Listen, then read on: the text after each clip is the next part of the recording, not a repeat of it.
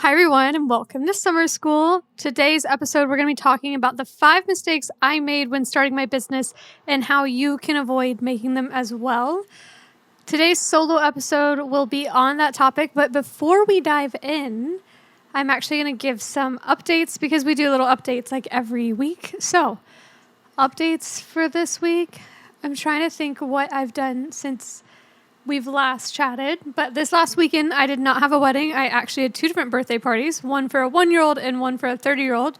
So quite different. We went up to a cabin outside of LA, like 2 hours away for the 30-year-old's birthday, and it was so much fun. And then as far as business goes, we've just been editing our little life away. And then my coaching program has also been like a main priority in this season of life. So that's been really fun. My students are killing it. It's been quite a blast. Trying to think about things that you might not know about. Honestly, I feel pretty caught up with all of you. But if I think of anything, even mid-episode, we can dive into it. If you don't know, summer school is now on YouTube. And if you're on YouTube watching me, then I hope you enjoy this, kind of. Podcasting and talking to yourself for like an hour by just in and of itself is already strange. Adding a camera into the mix makes it 10 times more strange. So we're doing it. We're trying our best. But yeah, I'm currently just in my office / will be the kids' room eventually once the kid comes. And that's what we're doing. It is currently really hot in LA. I think on the drive to the cabin, it hit 108 degrees. So for everyone excited for fall, breaking out their fall wardrobe and being all cute, that is not the case here. It is really hot. And I have not left the house today because I'm not in the mood to be hot, but hopefully getting out after this episode. But yeah, let's dive into 5 mistakes that I made when I started my business. And we'll just go straight into mistake number 1, which honestly, I don't actually feel like I made this that much, but I do feel like other people make it. So we're going to rename this 5 mistakes most people make in their business that you need to avoid. / my mistakes as well. But anyways, I think number 1 should be underpricing your work or my work. I actually think, given my experience, I priced myself very fairly for the people that were booking me, which is great. I mean, I'm an entrepreneur at heart, so I think that makes sense for myself that I would have done something like that. I did not just jump in the game and charge like $200. My first wedding I ever did was in like the $2,000 to $3,000 range, like first wedding. So I've kind of always priced myself fairly and believed in myself. So I think that is great. But honestly, maybe it wasn't even in the beginning of my career. I would say a slight underpricing was probably more a year or 2 in, when like I knew what I was doing, but maybe I didn't believe in myself enough to raise those prices. And that may be where a lot of you are now, or where you are right now if you're starting your business, or maybe you've been doing it for a very long time. And so that's where you are right now. You're like, man, yeah, I want to be worth more and I want to attract a different clientele, but I don't feel like I can do it. That is a self-limiting belief. You can do it. Maybe there are certain business strategies that can help you achieve that. But at the end of the day, you set your own rates. And so if you aren't happy with them, then you should change them. So yeah, underpricing your work, not good. There's no reason. Well, I think it goes 2 ways. When you're a beginner, some people would say, just shoot some weddings for free. Just make them really cheap. And yes, you can do that and you'll probably book some work. But in my opinion, I think you might gain just as much or more doing low-paid assistant or second shooting gigs than trying to do your own weddings and basically building a clientele that you don't even want to stick with that long at a price point that you don't even feel like is fair. You're just doing it because you think you need to because you're new. I don't think that's necessary at all. So in my case, I had second shot 2 weddings when I booked my first wedding in the $2,000 to $3,000 range. And that was the only 2 weddings I'd ever done in my lifetime. But I knew how the wedding ran. I knew I could do it. And I knew because of my experience in photography that I was qualified to do so. So I think at the end of the day, you just need to understand your own skills and be self-aware enough to know, do you know how to work the camera well enough to shoot, every part of a wedding day? I think a lot of photographers might not know how to work a flash. It's like, okay, maybe you shouldn't be priced really high because that's half of the wedding day right there. We got to figure that out first, And so maybe some little educational courses would be good. Or maybe you haven't shot a wedding, but you shot a ton of other stuff. Find someone local in your area that's down for you to assist your second shoot and literally carry their bags for free, change their film rolls, do whatever it takes to get that experience to feel confident booking your own, and then book your own with confidence, even in both the skills and the price. So don't undervalue yourself. There's really no reason when you price yourself really low, even as far as marketing. It's like, yeah, that one client, they pay you $700. Say they do refer you to someone. They're going to refer you most likely to someone that also only has $7. And it's not really going to do anything to help you grow your business except for maybe give you some images. And if the point is to give you images, then you can get that in so many other ways that isn't undervaluing your work. Number 2 that I or probably others might do wrong, or maybe I said my 5 mistakes and how you can avoid them. Number 2 is underpricing. Not underpricing. We literally just talked about that. Pregnancy brain. But number 2 is trying to do everything myself. I think that's a big flaw a lot of people hit as a photographer. And, maybe your stance is like anti-outsourcing, and that's fine. But I truly think if you're trying to build a sustainable business and a company that's larger and then, just something that truly provides for both you and maybe, even further than that, your family, however you want it to provide for you, more than just, play money. I truly think you need to think bigger than yourself, because thinking of it as only yourself forever, I think is a very limiting mindset to have in your business. And so when you try to do everything yourself, I truly do think it puts kind of like a ceiling to your potential. And even in my scenario, I'm probably like a workaholic. It just is what it is. I love working. I enjoy it. I love what I do. And I can be very efficient. I can get a lot done in a small amount of time. And so outsourcing was always hard for me because I felt like I could do it better. That was probably one of the hardest parts to convince me to let other people do things in my business, because I was, believing that I could do it better. And maybe in some scenarios I did do it better, but just in life, you got to let go. You got to trust people. I learned that the hard way. And you also have to accept maybe you do it better. Maybe that person you hired isn't the right fit for you. We actually have recorded I've recorded a whole episode on outsourcing. I think 2 different ones, actually. One with Rick Liston, and then I think a solo episode as well on just the importance of it. And so, yeah, don't try to do everything yourself.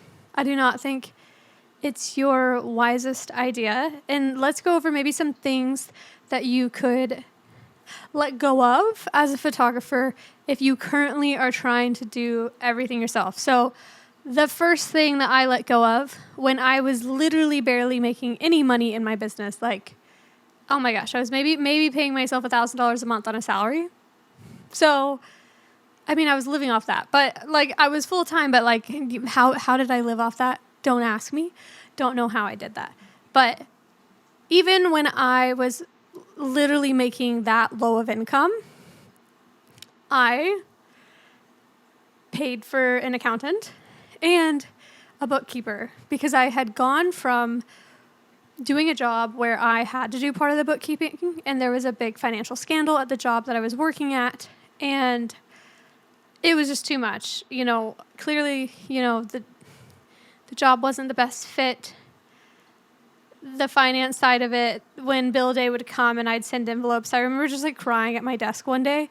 So clearly that was not worth my emotional energy. And I knew I could scale the business way faster and better by not even thinking or needing to worry about accounting and bookkeeping. So that was my first one I let go of. Literally, when I started my business, when I claimed my DBA and got my business legit, I contacted an accountant, and I've had the same one now my entire business. He's amazing. He works with wedding photographers all over the country and actually lives in DC, but I found him when I lived in Oregon. He's worked with me when I've lived in Washington. He now works with me in California, and now he has a pretty big team. His name is Rocco. I'll try and drop some information about him in the show notes or the description, but he's the best. His company does both my accounting and my bookkeeping, and his wife was a wedding photographer, so they have photography-specific experience, which is really nice.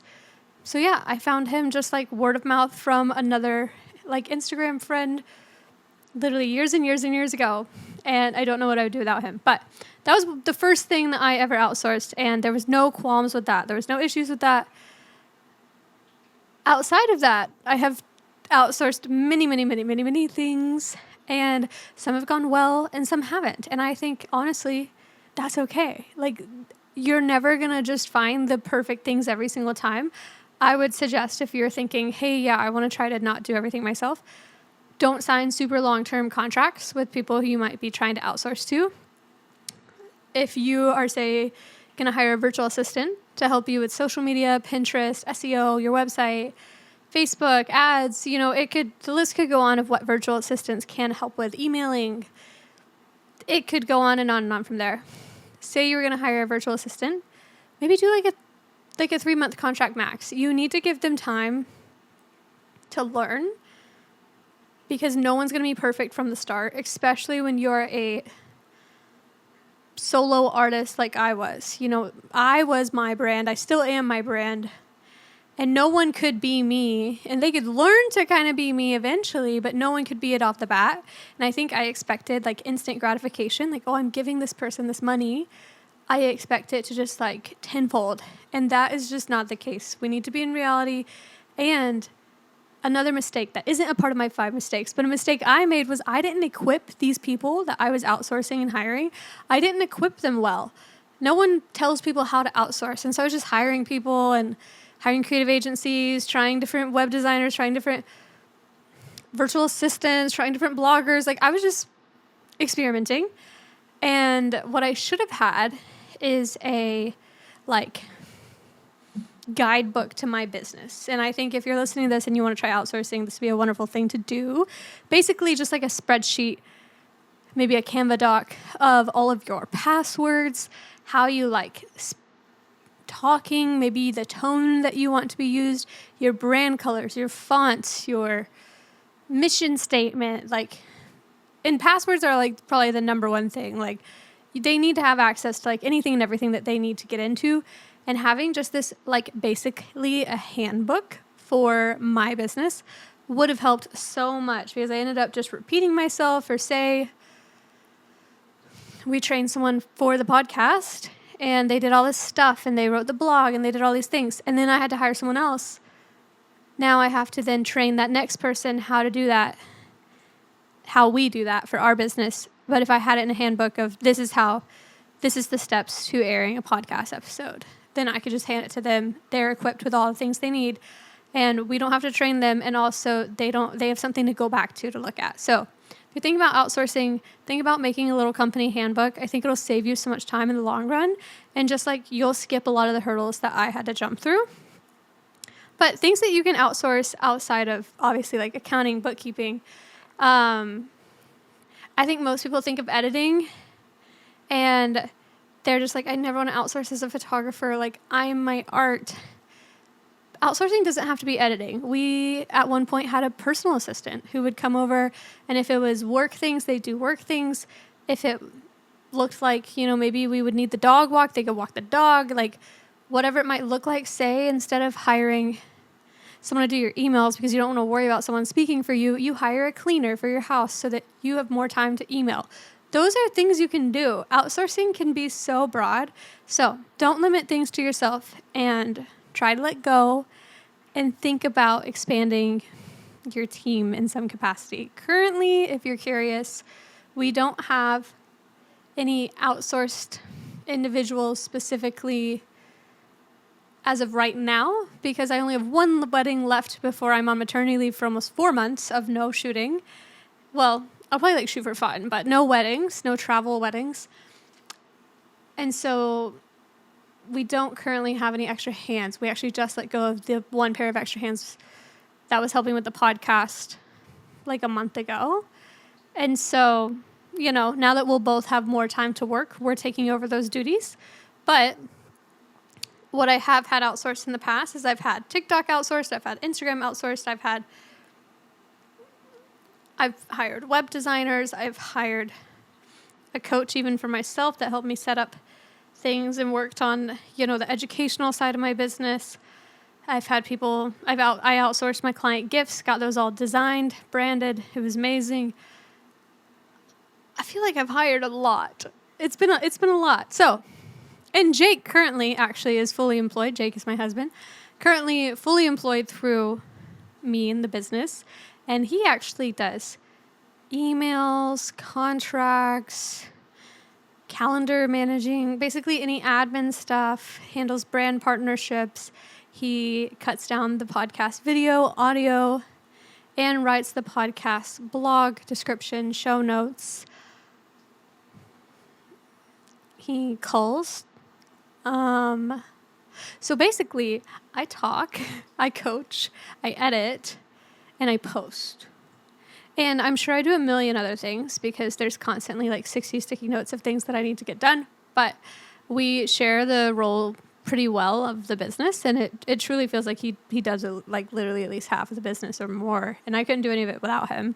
So when it comes to outsourcing, technically he's inside of the company, so I guess it's not outsourcing, but I have a lot of help. I do not do this on my own. It would be absurd if I did this on my own. So, number 2, stop trying to do everything yourself. Think about expanding. My mistake number 3 was not having clear systems in place. I just told you about, especially when outsourcing, I wish I'd had a handbook, a guidebook about my company and about my business, everything you need to know about it. That would have been so great. But other systems that I feel like I didn't specifically have in place, honestly, which I feel like I still don't really have this in place, but I would love a system of tracking, better analytics. So for everything, I want spreadsheets. We've gotten into having more spreadsheets recently for the coaching program, but I want spreadsheets of tracking, different posts, different types of content, tracking my clients, and, are they ordering prints? Are they doing this? Are they doing that? And I would love to have a better system in place. We don't have automated emails because I don't really like them. I don't feel like they're that personal, but I would love to have better systems in place within my client managing system for better kind of template emails, because we have template emails. They're just literally in a notes. Like, you can just scroll through what Jake should say to like 20 different scenarios, which is great. If we hired someone else, he could pass that off to them, but I should implement that in Honeybook. You can add templates. So I should do that.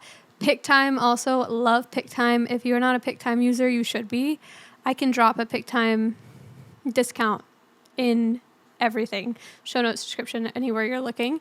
I'll drop one, might as well. But you get a free month. PickTime is the superior gallery delivery service, but they have so many template features as well that I would love to have in place. I'm saying mistakes that I made in the beginning of my career. No, I'm literally saying mistakes that I'm making right now as well. So that's funny. But I would love to implement better templates within my PickTime.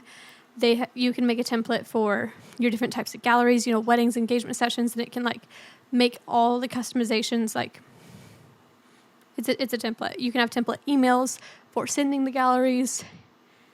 The world is your oyster, and I would love to actually go through and like set up all of that, because that is one thing where when it's busy season, it's not necessary, and I've been surviving my whole career without doing it, but it would make life so much easier if I would just implement these things. So, not having clear systems in place. I'm trying to think. If you're a photographer right now listening and you're just starting your career, I would say I actually was equipped pretty well in the beginning of my career because I took this course/workshop when I first went full time, and it basically was led by a lot of the industry leaders back then over Zoom. People would come in and guest speak on whatever they're passionate about. It was great.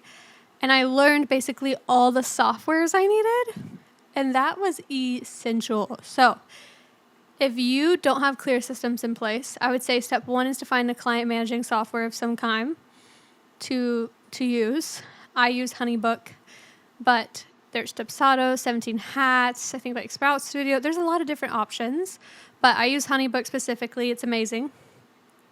And then, one thing that I implemented that I really liked, which I guess this isn't a system, but I'm going to say it anyways, was in HoneyBook, you can have a contact form, and then you can embed the contact form into your website. And so instead of people inquiring through your website and it going to like, say your Gmail, and then you having to add that client into your client managing software, like add them manually, when they fill out the contact form, it goes straight into your HoneyBook. It is a HoneyBook embedded contact form.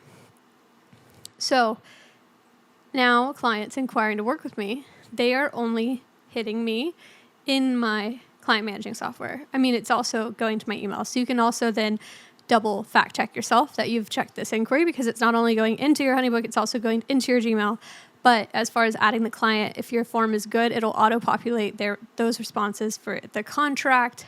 Just a great way to do things. So that is a system, kind of a system, that you could implement as well. It's like one of my favorite things that I didn't have set up. And now that my business has grown so much, if I hadn't set that up, not that long after going full time, I don't know what I would have done, because now my Gmail is flooded with things that are not clients. It's, companies, podcasts, brand partnerships, affiliate stuff, coaching stuff. The list goes on. We get 1 million emails a day, and it's quite frankly ridiculous. Sometimes I think half of my career is just spent emailing. And so it's great to have the clients in their own dedicated space.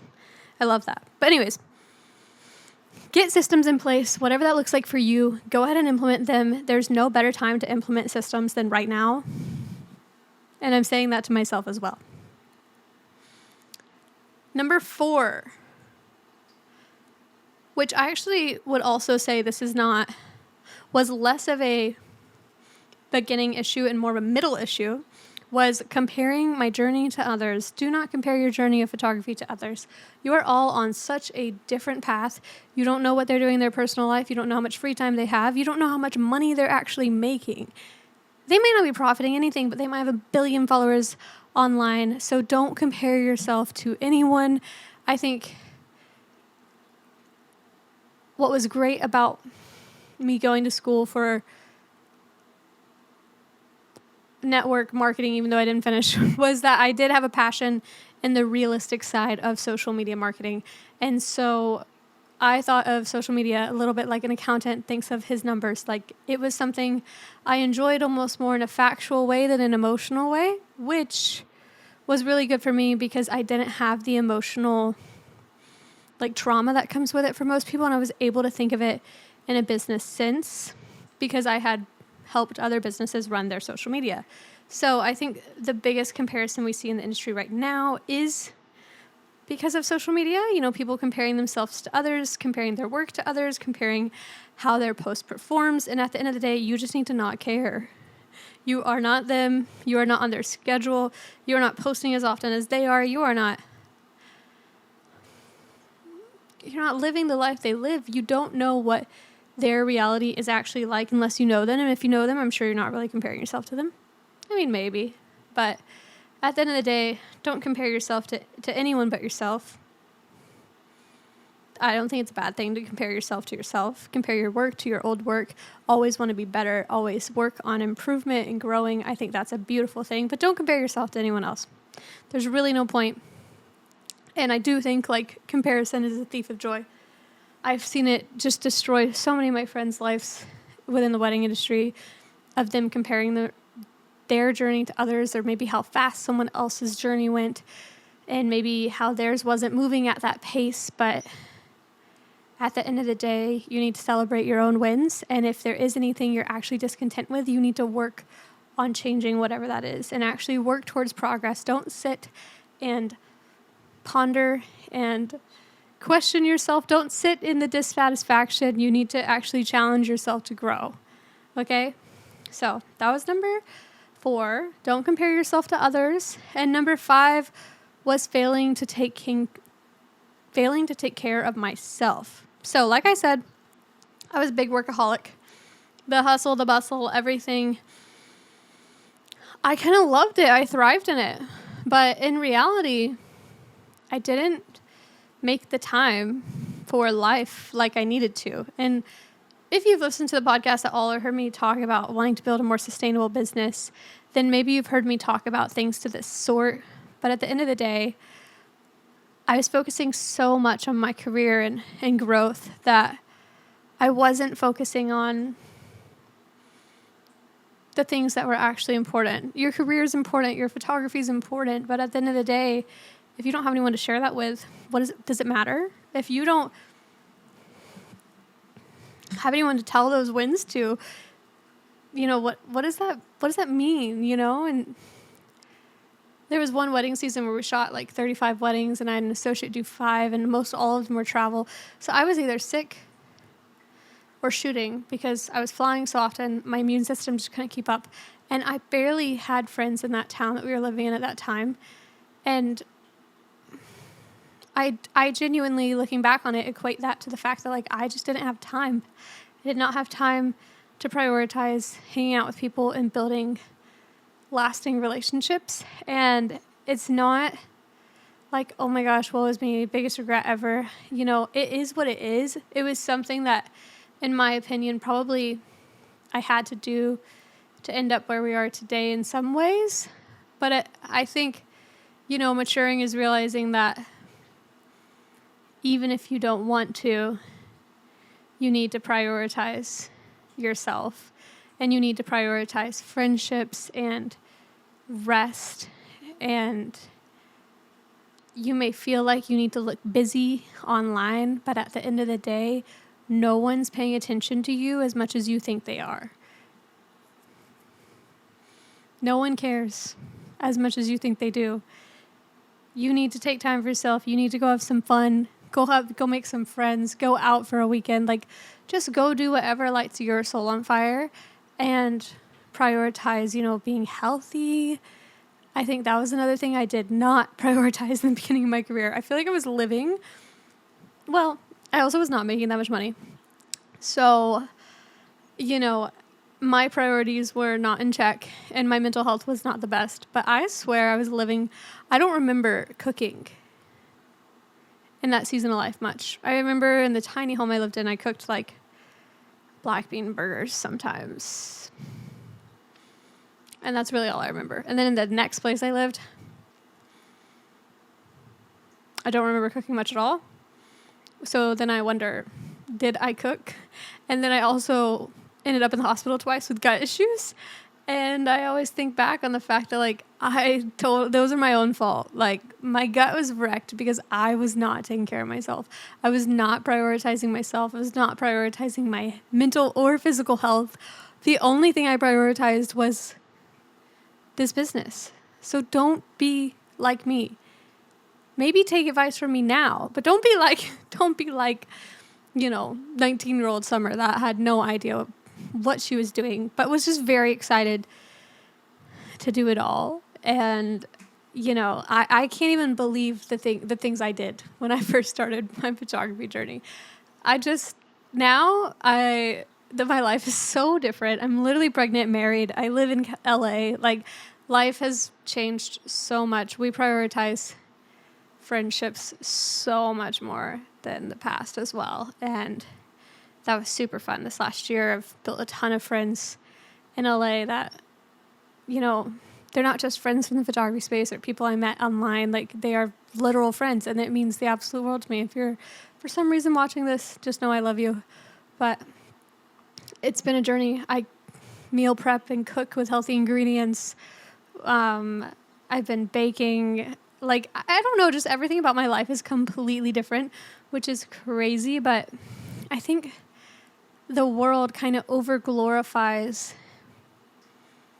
money and success, and maybe you don't feel that way, which is great. Good for you. But, you know, I think that's also why there's every program known to man that's like, my 6-figure this, my 6-figure that, or like make millions. Like, those are things now too. And it's not that any of that's wrong, because I literally have those passions as well. But it just stinks that that is what is being fed to new photographers. Because at the end of the day, you need to build a legacy, a career. You don't need to just build something that's going to make you quick cash, because that is not going to sustain you in the long run. There's no longevity in that. So focus on building both a business and a life that you not only enjoy, but are healthy in. And I'm pretty sure that's number 5. So this is a shorter episode, that's for sure. But you need to focus on yourself.